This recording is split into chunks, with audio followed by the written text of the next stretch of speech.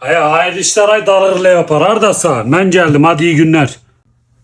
Aleyküm selam ay kısır hemen sağ olasın. Nasılsın iyi misin? Sağ ol ben de iyiyim teşekkür ederim o zaman iyi günler.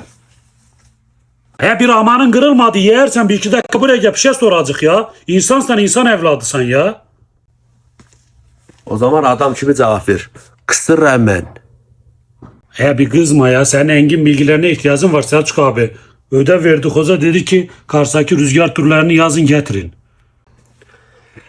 Sen hiç patos döyəndə də mi dinləmədin? Ola böyükləri də mi dinləmədin? He?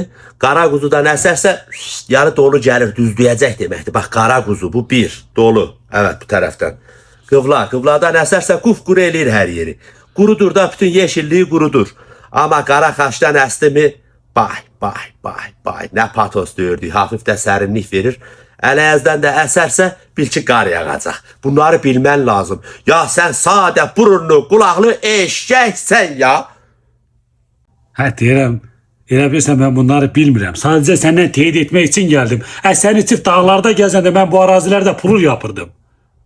Bilmənmi? İki kişi də dalınca əl dırmığı çəkirdi, dalını dırmıqlayırdı. Nə pulul yapırdın ya? Ay dalgır fok balığı. Neye bağırırsan, neye kızırsan ya? Ya her geldiğimizde aynı pıhtırdın daha ya. Hep bir günde koş söz söyle boynumuza sarıl ya. Hep aynı ya, iyi günler ya. Ama bak kısır hemen.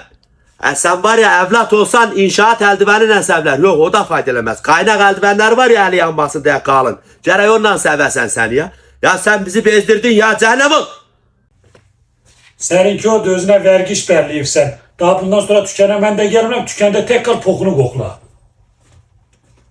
Ay yayla kancığı, ay kısır hemen, ay kısık boyun dığa. Cehennem ol bir daha gelme. Gelme ben pokumu koklayacağım. Sana ne var kısır hemen dığa.